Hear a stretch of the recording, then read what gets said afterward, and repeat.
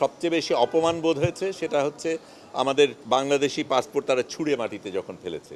আমাদের উপর নির্যাতন গেছে, কঠিন সময় গেছে, কিন্তু গাজাবাসীদের উপর যা হয় তার তুলনায় আমাদেরটা কিচ্ছু না। যতক্ষণ ফিলিস্তিন মুক্ত না হবে ততক্ষণ আমাদের সংগ্রাম চলতে হবে। যে বেশি হত্যা করা হয়েছে সংবাদকর্মী এবং স্বাস্থ্যকর্মীদের। এখনও কিন্তু গাজা মুক্ত হয়নি। গাজার মানুষরা এখনও আক্রান্ত, তাদের উপর এখনও নির্যাতন চলছে এবং সেটা যতক্ষণ না হয় আমাদের কাজ কিন্তু শেষ হয়নি।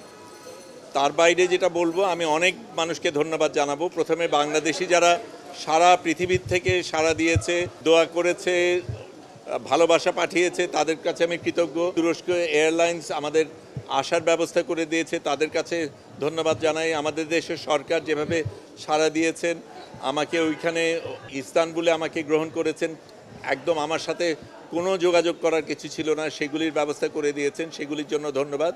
কিন্তু আবারও আমি বলবো যে আমাদের আসল সংগ্রাম বাকি আছে।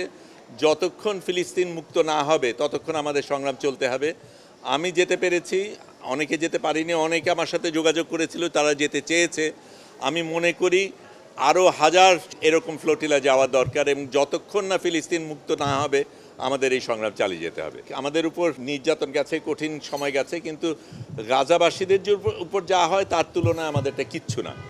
আমি প্রথমে এই ফ্লোটিলায় যাওয়ার সুযোগ পাই 24 তারিখে সম্ভবত সেপ্টেম্বরে। তখন আমি নিউ ইয়র্কে, তখন খুব দ্রুত টিকিট কেটে ঢাকায় এসে ঢাকার থেকে বদল করব, কাজে আমি ওখান থেকে আম্মান যাই, আম্মান থেকে দোহা যাই, দোহা থেকে ঢাকায় আসি, ঢাকায় এসে এখানকার কিছু কাজ সেরে অল্পক্ষণের মধ্যে আবার ফ্লাইট নিয়ে রোমে যাই।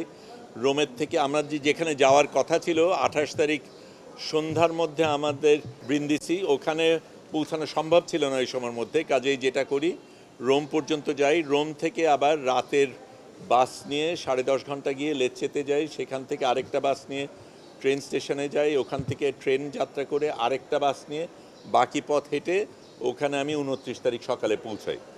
সেই দিন আমাদের প্রস্তুতি পর্ব ছিল, ট্রেনিংয়ের ব্যাপার ছিল। পরের দিন সকালবেলা আমরা রওনা দেই এবং তখন থেকে আমরা যাত্রা শুরু করি। তারপরে আমাদের আগে ছোট 8টা ফ্লোটিলা রওনা দিয়েছিল, তারপরে আমরা রওনা দিই। এটা ছিল সবচাইতে বড় ফ্লোটিলা পুরো সব কিছুর মধ্যে, অনেক বড় অন্যদের থেকে। এবং আমাদের প্রধান এর মধ্যে আরোহী ছিল সংবাদকর্মীরা এবং স্বাস্থ্যকর্মীরা, এবং আমাদের ইচ্ছা করেই সেটা করা হয়েছিল, কারণ এই কর্মীদের উপরে সবচেয়ে বেশি আক্রোশ ছিল ইসরায়েলে এবং সবচেয়ে বেশি হত্যা করা হয়েছে সংবাদকর্মী এবং স্বাস্থ্যকর্মীদের। কাজে আমরা সেটার প্রতিবাদে গিয়েছি। যদিও আমাদের সাথে ত্রাণ ছিল, ত্রাণ দেবার উদ্দেশ্যে না, আমরা যাতে ওদের উপর বোঝা না হই সেই কারণে আমরা নিয়ে গিয়েছিলাম। কিন্তু যেটা আমাদের খারাপ লেগেছে সেটা হচ্ছে এই ত্রাণগুলি ইসরায়েলিরা নিয়েছে। কিন্তু আমার কাছে যেটা সবচেয়ে বেশি, শারীরিক অত্যাচার নিয়ে আমি কথা বলতে চাই না, কিন্তু যেটা আমার সবচেয়ে বেশি অপমান বোধ হয়েছে সেটা হচ্ছে আমাদের বাংলাদেশি পাসপোর্ট তারা ছুঁড়ে মাটিতে যখন ফেলেছে। এইটা আমাকে ভীষণভাবে আক্রান্ত করেছে এবং এই অপমান বোধের এটার জন্য আমাদের বিচার আদায় করে নিতে হবে এবং কোনো দেশ আমাদের সাথে এইভাবে আচরণ করে পার পেয়ে যাবে সেটা যাতে না হয় আমাদের দেখতে হবে।